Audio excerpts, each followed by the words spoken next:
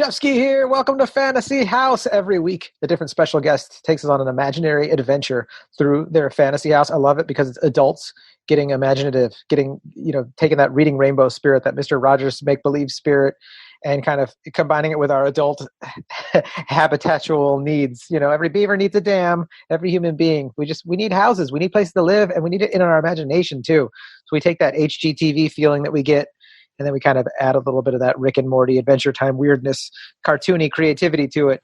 And it just, it's been a savior for myself during the, anxiety-ridden pandemic. And it's just been a blessing to get to communicate with people and feel like a kid for a bit when we record.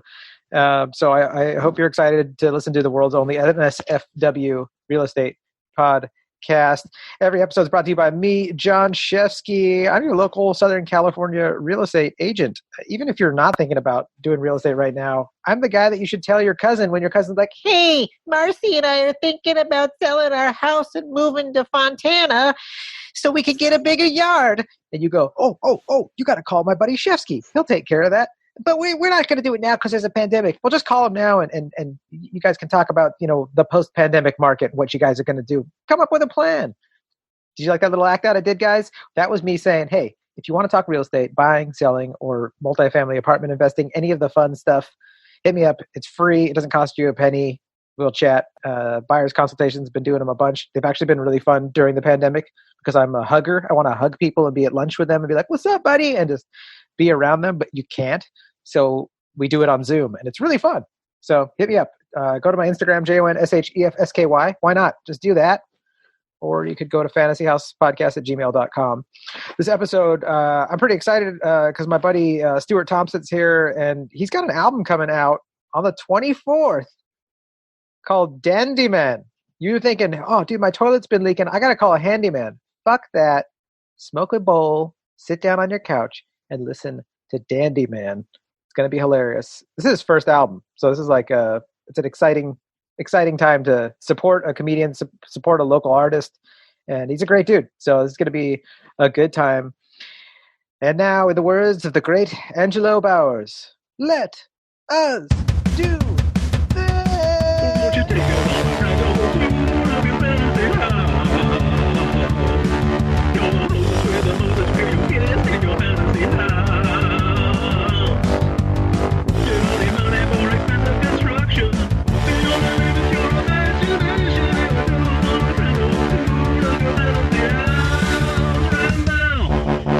dude.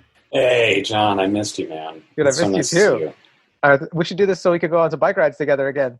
Yeah, I mean, that has been the thing that I've been doing a lot is I've been biking solo. I live in the valley now, so I've been kind of just trekking across and around, whatever mountains I live nearby, and it's been. I miss biking with you though, because you can keep pace. You're so kind. You don't you have the equipment. You have the gusto. I wouldn't think to bike with. I would think to bike with few others, and you're part of a very small cadre of folks. You're part of the very small crowd of people that still have a really charming way to flatter people, not go too far overboard, although that was pretty far, but I approve. And dude, you're such a gentleman. I love that about you. Thank you. There's something about giving, and we'll get back to cycling in a second, but there's something that you just made me think of. There's something about giving people the benefit of the doubt that is part of like chivalry and being a gentleman and being a decent person with manners. And you do that. And I try to do it as well, but I learned from people like you, if someone, you're very thankful when someone does something, you say, "Hey, thanks for that." Even like little stuff. And if something goes wrong in a communication, you don't wait for the other person to admit guilt and be like, "Oh, I screwed up." You go, "Hey, maybe it was me who read this wrong. Or maybe it was I who said that wrong. Hey, pardon me. Did I understand this wrong?" There's something great about that. And I hope that never goes away because that's so essential to good human, I say please to Siri and what do you call it? Alexa. And I'm like, how come Alexa, why did they program Alexa to say like, "Hey, Alexa, could you please?" Instead, I got my 4-year-old demanding shit from Alexa. They needed Stuart to program Alexa. Sure. Alexa and Siri, we are soon to realize are cold-hearted bitches. And we did that to them. We turned them into that. They were really friendly robots until we treated them like crap. Yeah, I don't use Siri that often.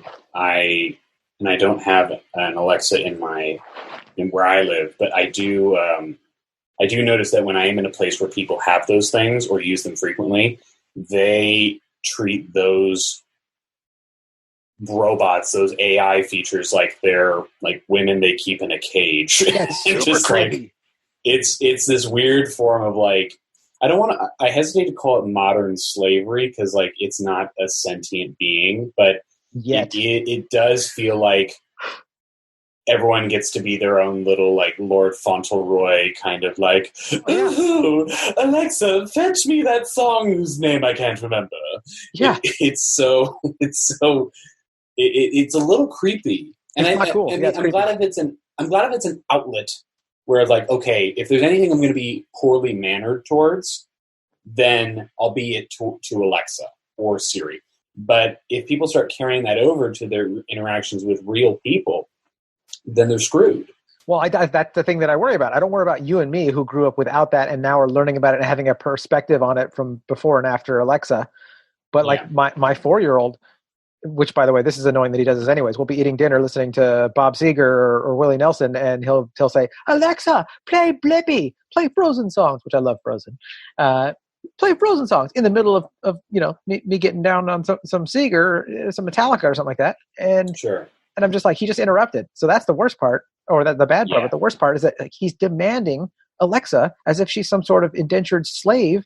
And I'm like, I worry that he could transfer that over into not knowing like how to talk to regular people. Like you don't demand, and I don't think it'll happen. I think we'll be okay. But like, that's just my son. If this happens to a large enough percentage of our society, we're already in a weird spot, you know? Yeah, it certainly is. And, yeah, I think, I mean, I trust that you and your wife are going to instill, good manners and be, not, I'm not like hyper vigilant the way I remember some parents being, including mine, but like, I think you guys have decent boundaries, and I think they're also absorbing that stuff. I don't have a master's in child development or anything like that, but I think that is going to, they're taking in everything. Yeah.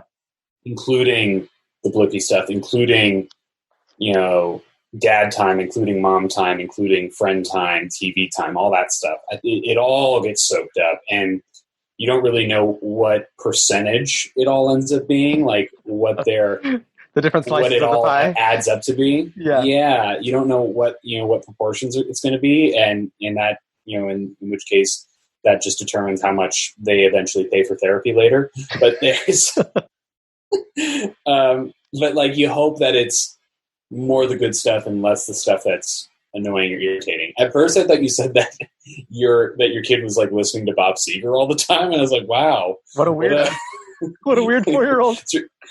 Is your kid just a pair of Wrangler jeans? Like what?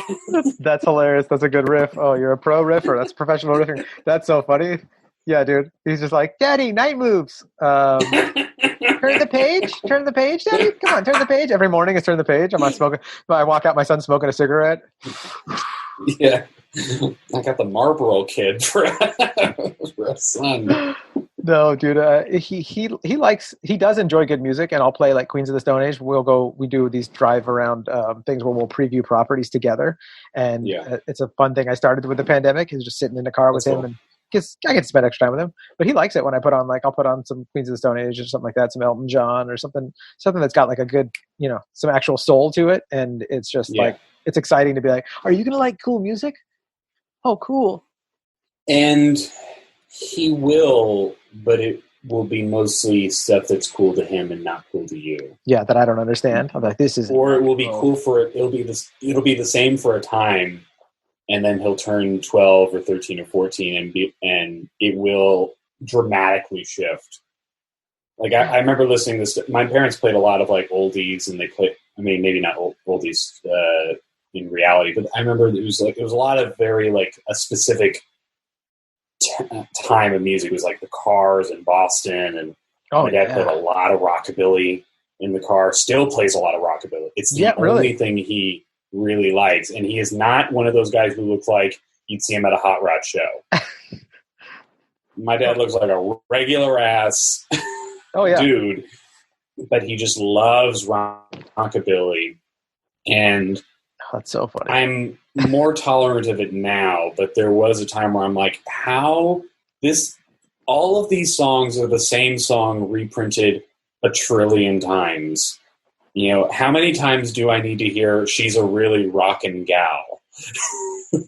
I feel like that about a lot of music, dude. I love country music, and there's so much country that is just like, this is the same notes, beats, and everything about it is the same. However, there's just like this little thing that's different with this one, chick's got this one voice that sings with Drive-By Truckers, and she's just got this little thing. Like, it's the same thing. I mean, Dolly Parton already sang the song like this, but then I'm like, but this is its own thing. Or you ever listen to Sturgill Simpson? Yeah, Sturgill's great. I mean, it's like listening to Waylon Jennings, but then like with like a guy who's been eating a bunch of mushrooms. You're just like, this is crazy.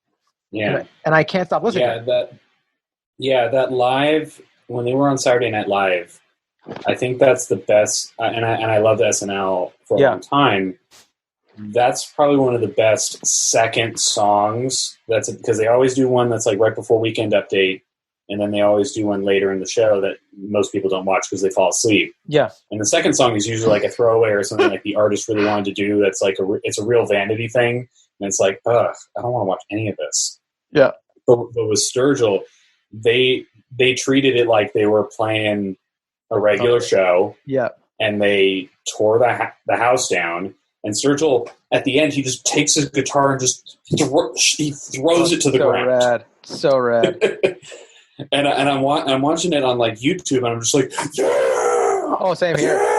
Dude, that energy of like, that Cobain style smash the guitar stuff, but then with with his lyrics and his I love Sturgill. But I heard them because my buddy Roy sent me a link to Future Islands when they were on Letterman, which was like, have you ever heard of Future Islands? I feel like I have, but I don't know their stuff. They have like I want to say it's like a Bowie-esque, like some Bowie Velvet Underground-y, and I'm probably doing a really not justice, but it's just got this electric synthiness, but it's a band, and they're just, it's just beautiful music. It's freaking rad. It's like really, really unique, but really unique, but I think palatable to anybody.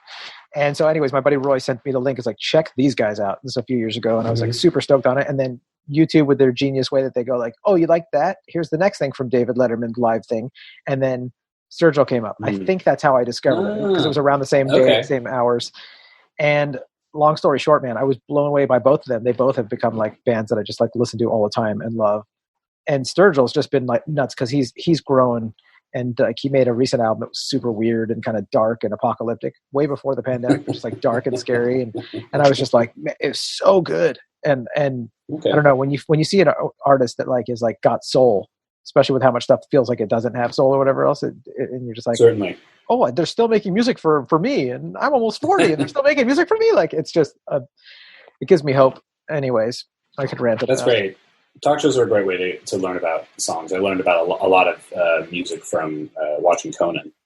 Oh yeah, dude, learned a lot from watching Conan. I feel like Conan introduced me to like my sense of self in a musical sense from like 2006 onward. It was it's really pivotal. I forget how many bands I heard of that came from that portal.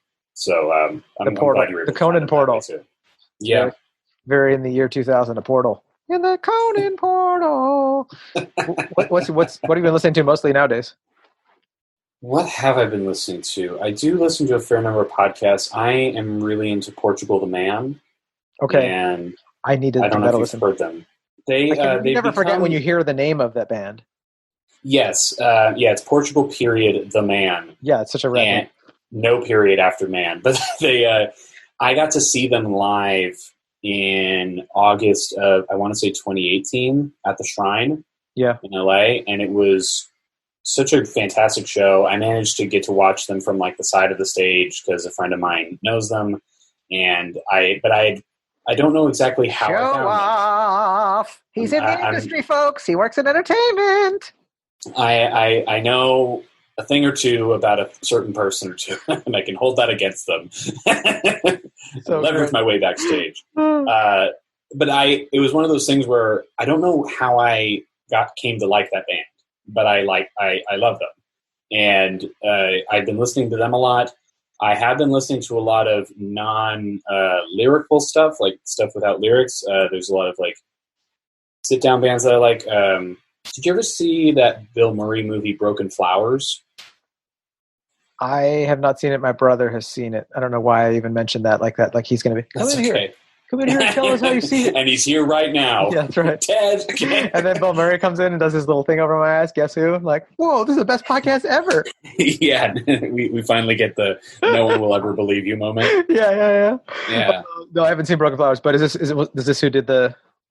So this is the band that they had do almost all of the soundtrack for the movie. It's this Ethiopian jazz musician named Mulatu Astatke, and it's called Ethiopics. So that's the name of the genre of the music. Is Ethiopics? That's the name of the album that a lot of the music comes from. But it's Ethiopian jazz essentially. I'll send it to you afterwards. But it has this air of mystery that really complemented the movie, and it's really good driving music.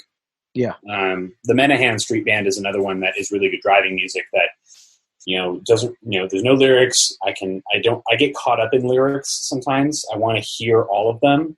Yeah. And when I see a band or hear a band where I can't hear all the lyrics, I get frustrated. It's like, you clearly wanted to say this. Why can't I understand you? Oh yeah, and then you look it up online. You find out, you go like, I think that whoever translated the lyrics, actually, these lyrics aren't accurate. I know he's not saying that.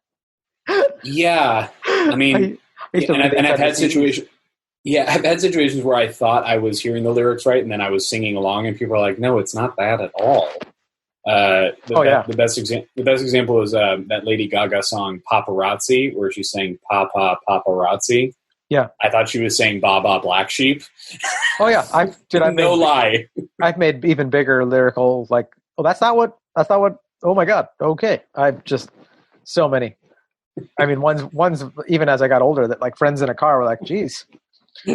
I used to get the Electric Funeral, Black Sabbath. I used to think he was saying "hippie killer," and I thought like. I had this whole thing worked out in my head. It was like, he's saying hippie killer because the way the actual notes, you know how if a drum beat, like if a floor tom hits at the right time when the word said, my brain, if I think a certain thing, it literally like a hallucination, like an audio hallucination. It sound like that word, right? And I thought like there's an episode of Beavis and Butthead where they like, there's like a news anchor and he's like, so and so blah blah blah, the hippie killer is found, and it's like Beavis, like in the Cornholio thing or something like that. I don't know. It's like a weird, it's like just a weird Beavis and Butthead, like quick little gag.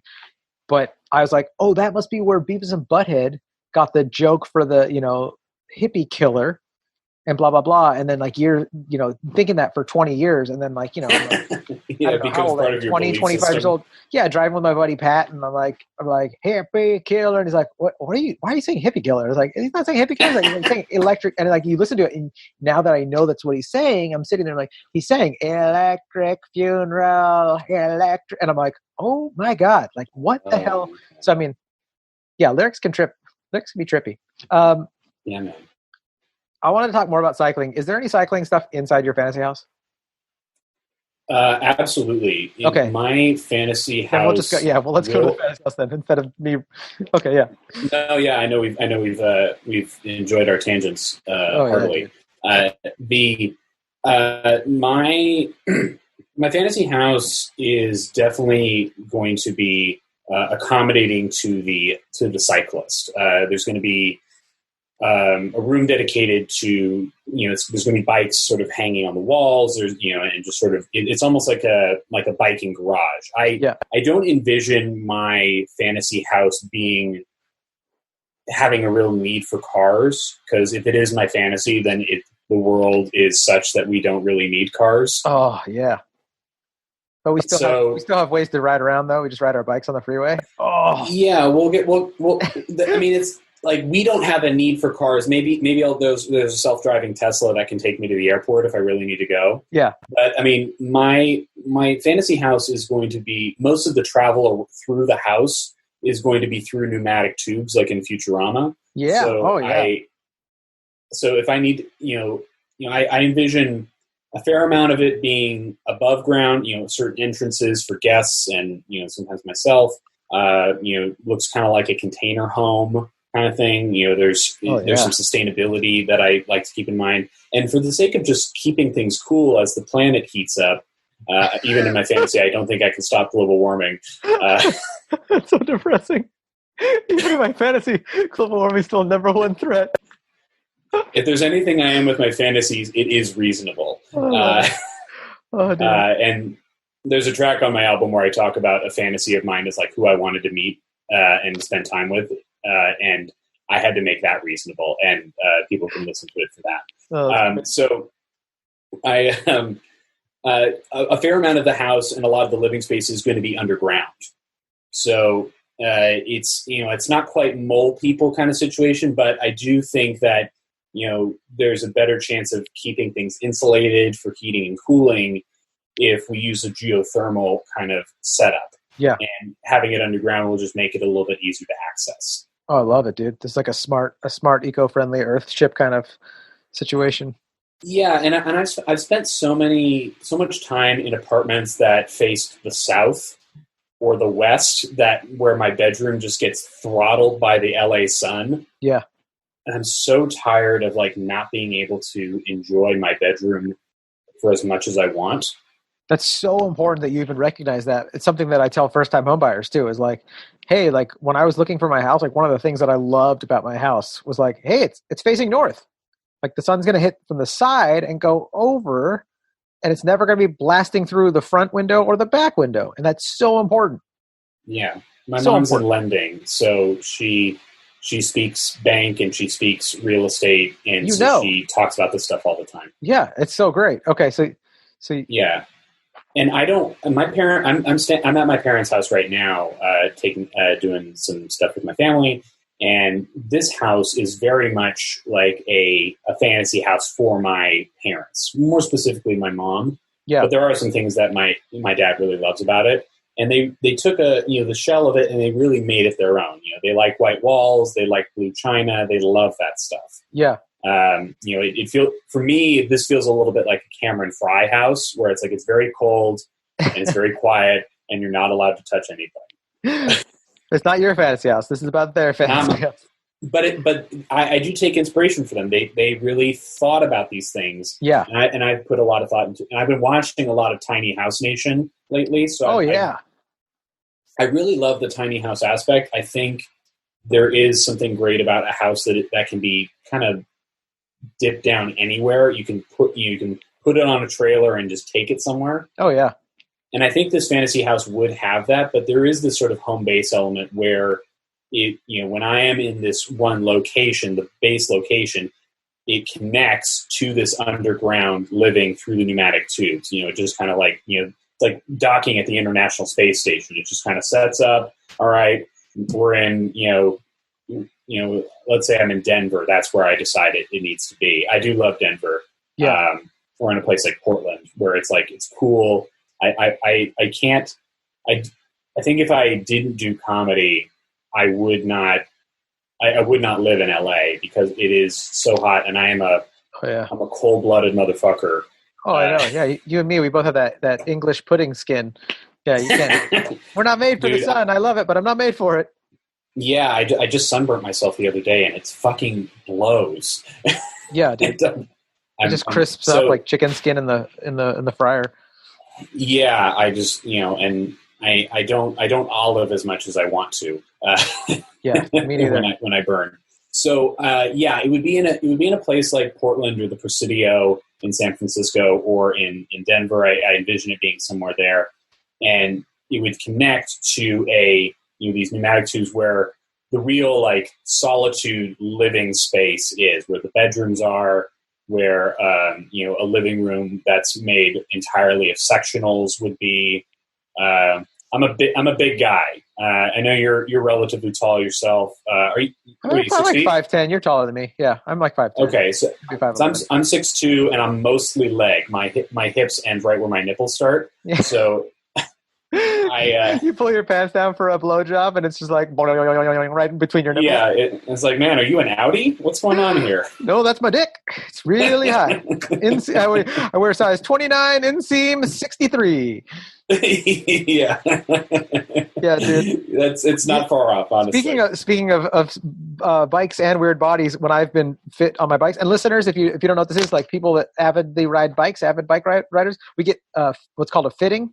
And that means that like a specialist goes through and like measures you, because when you're actually riding your bike a lot, you're doing thousands, if not hundreds of thousands of rotations in a certain position. So you want to get everything just perfect on your bike, or you can have overuse injuries very easily. So you get what's called a fitting. Yeah, you can mess things up hard. Yeah, so I've had a really good fitting by this guy, Eric Bowen, down in Solanas Beach, down in San Diego, in one of those beautiful neighborhoods. Solana Beach, yeah. Solana Beach, there it is. Right out of a Revolution Bike Shop. A fucking awesome place, awesome shop, awesome dude. Shout out to Eric Bowen and Revolution Bike Shop.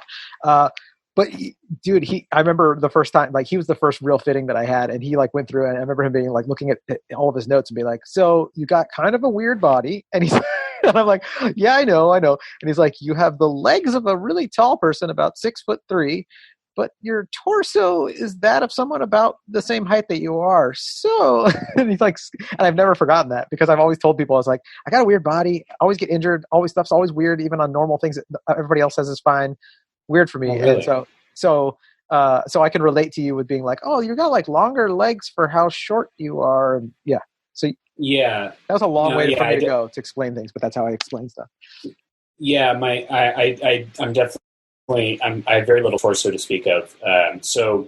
I've gotten a fitting too. It's like going to the tailor. Yep. It's the same situation, and I love riding my bike. I would definitely have more of a variety of bikes, because I just have one, and it's a lovely touring bike with a steel frame. And it has wider tires, so I can deal with the fact that California doesn't invest anything in their roads, and our infrastructure looks like that Oreo cheesecake crust. The roads it's bullshit. Like, oh, we're off-roading everywhere.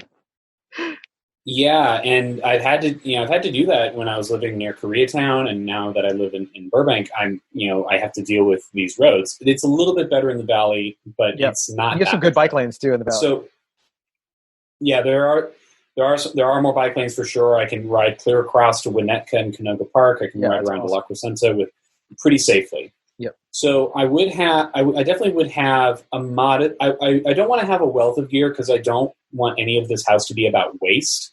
I want every square inch to be something that I would totally use. Yeah. Because I don't see excess as a fantasy. I think a lot of people see the MTV Cribs excess of a house as a fantasy, and that I just see that as unused rooms. Yep. Okay.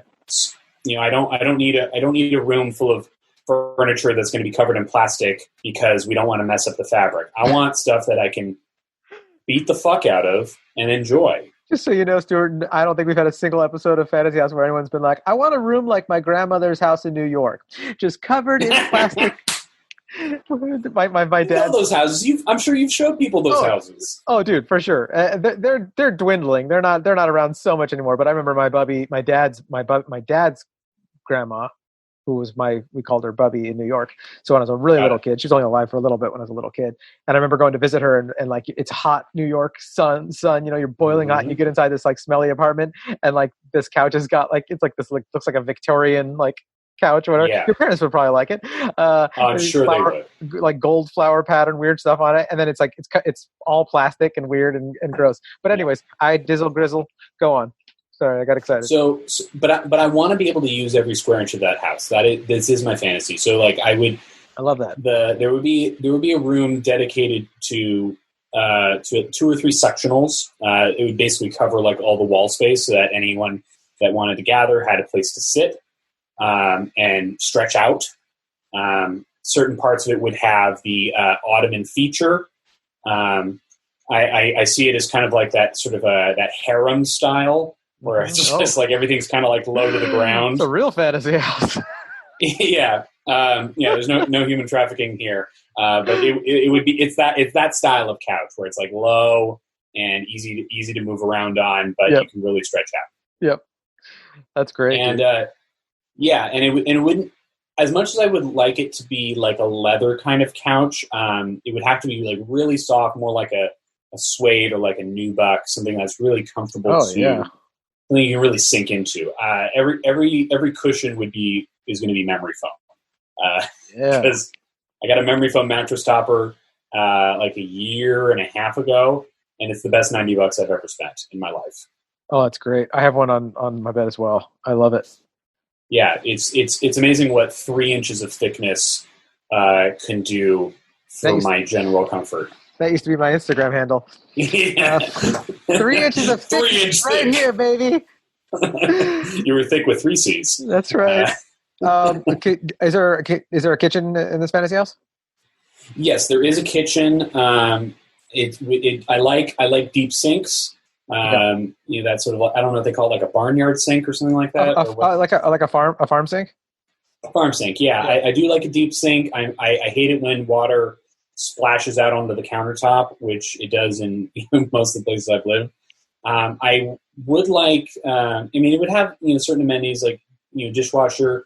I like the French door refrigerator, but I also want certain. There'd be a button on any of the appliances that have a big door to open, whether it's a big cabinet or like the dishwasher. You press a button, you open it up. It's no longer the dishwasher, no longer the refrigerator. It is an entrance to a pneumatic tube that you take down to the major living space. So it's like magical. Yeah. Have you ever been to Santa Fe? No, but I've had a Santa Fe chicken sandwich before.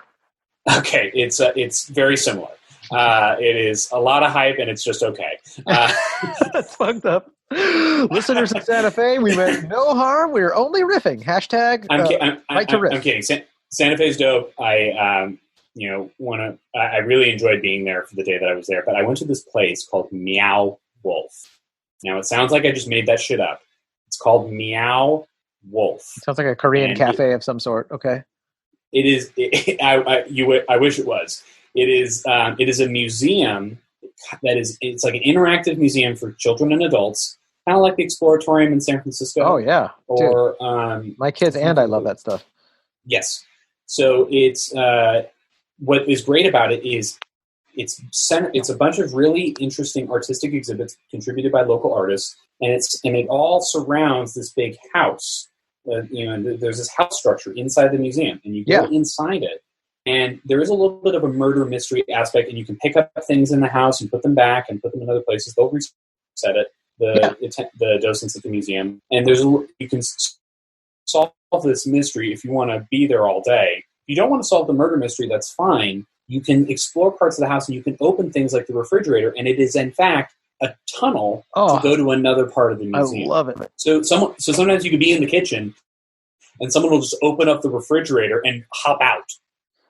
Oh, that's hilarious. So dope. But in your fantasy house, you actually have a real fridge, but if you press the button, it's not a fridge right now. You open it up, going through your door to get to somewhere else in the house.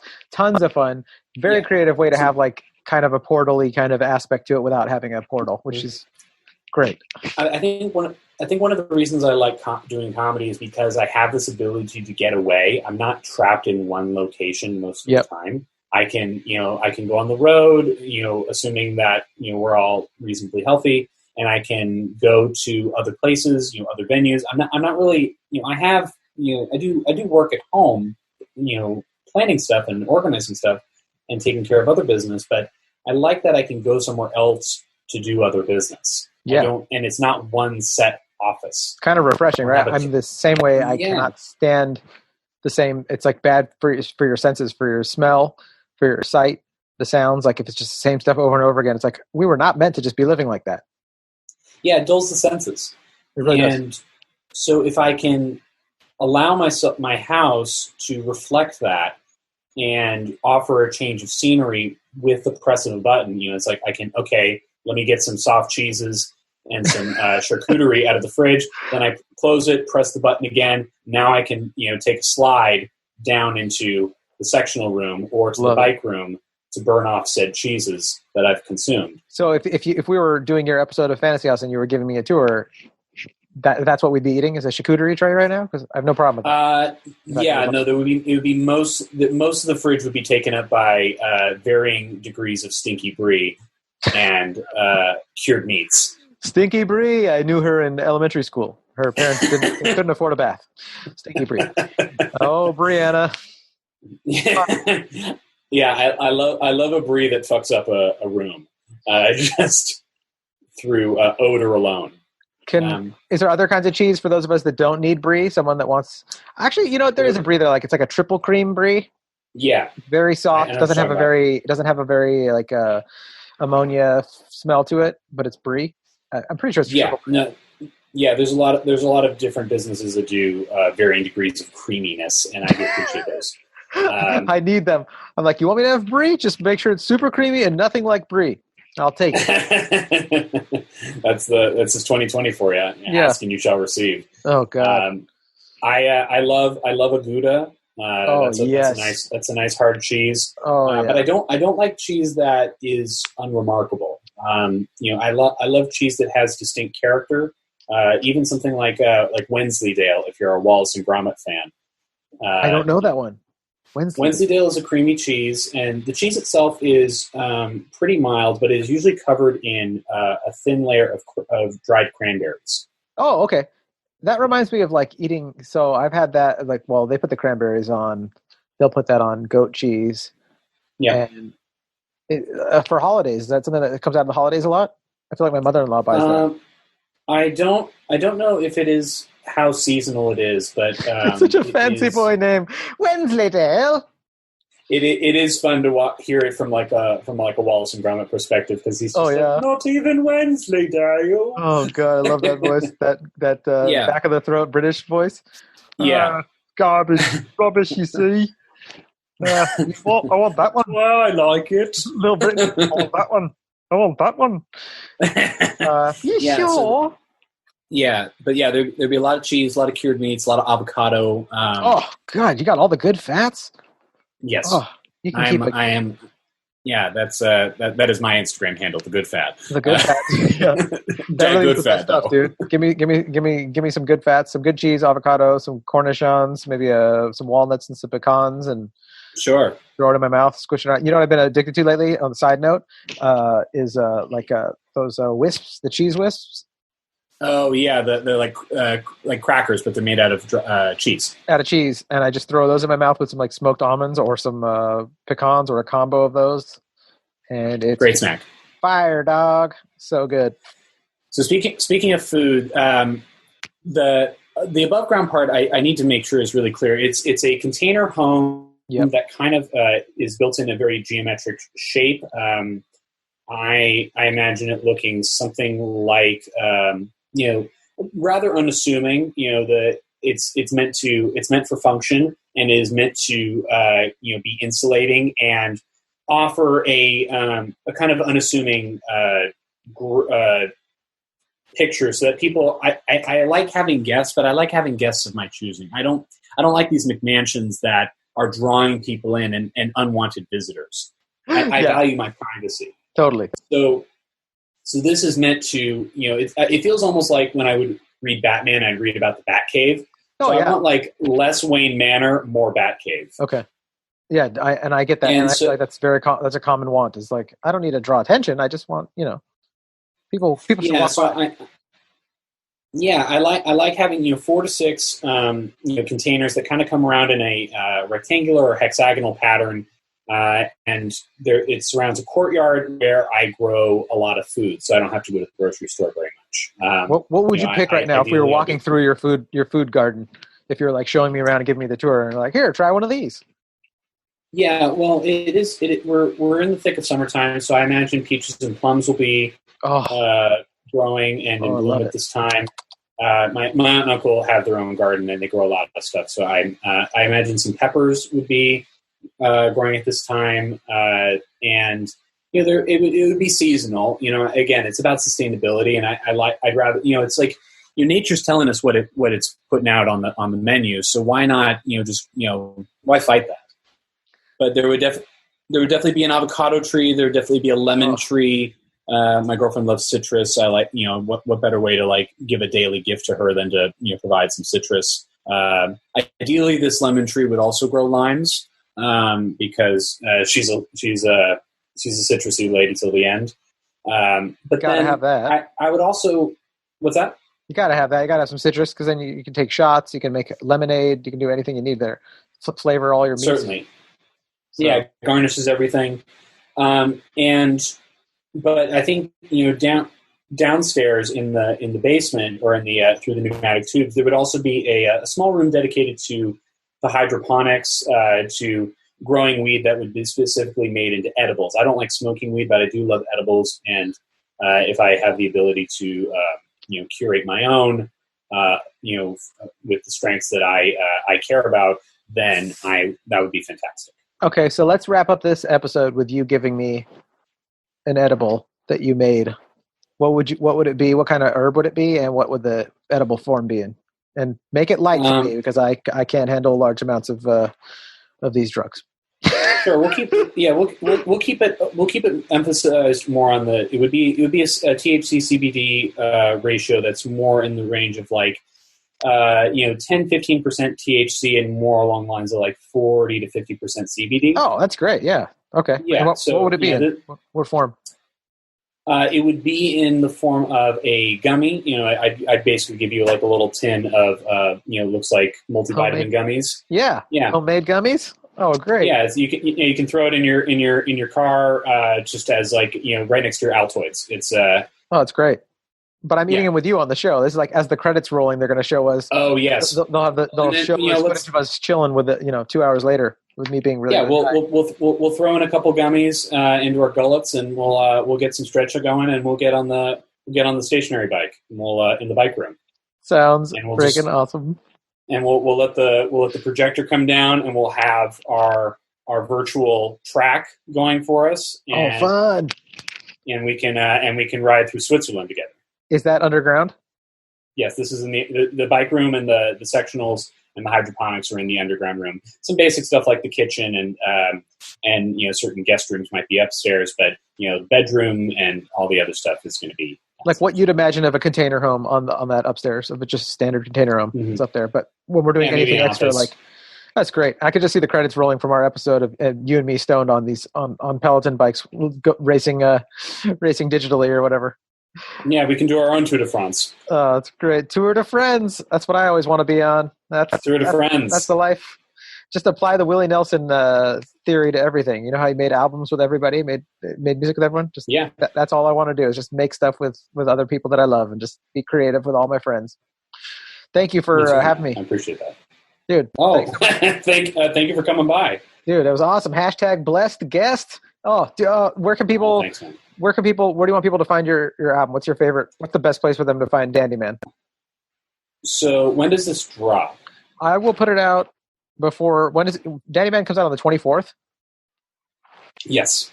Let me look at my calendar. Would you prefer that I put it out on Tuesday the 21st? Would that be good for you? Does that give it yeah, sure. So yeah, if you put it out then, if you're hearing this on the 21st, or should it come out after it comes out? What's the best way to do this? Well, here's what I'm thinking. If you're able to put it out on the 21st, this would allow people a chance to pre-order it on Apple Music. Oh, okay, awesome. So the nice thing about pre-ordering on Apple Music, it's going to be available everywhere on the 24th. Whether you get your stuff on Amazon or Tidal or Spotify or Pandora or Apple, you can hear it any of those places and more. Basically wherever you could hear an album and download it and buy it, you can get it there.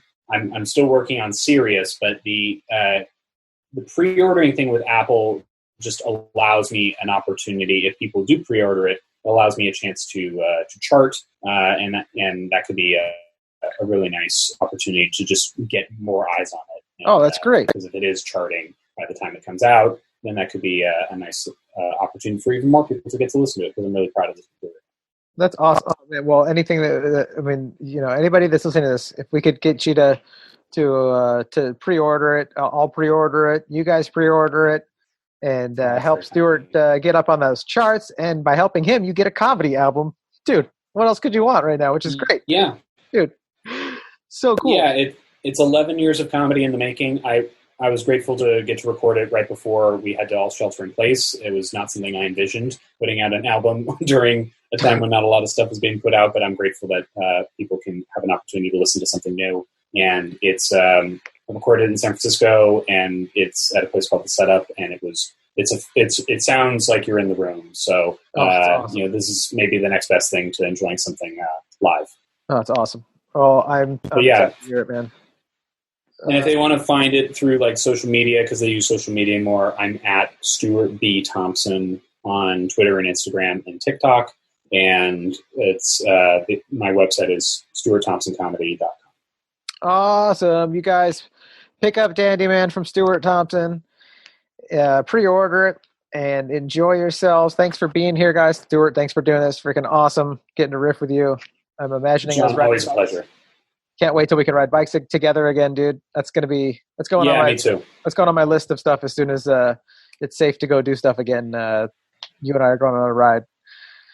Guys. Yeah, I'll meet you halfway. We'll ride around the Orange County and the Inland Empire together. That'll be fantastic. I need to go for a beach ride. I haven't been on a beach ride in forever now since this thing started. Oh, for sure, yeah. I'm blessed to live by wonderful hills and areas with a lot of greenery and trails that are pretty empty, but I definitely miss riding up and down, getting that saltwater breeze on me.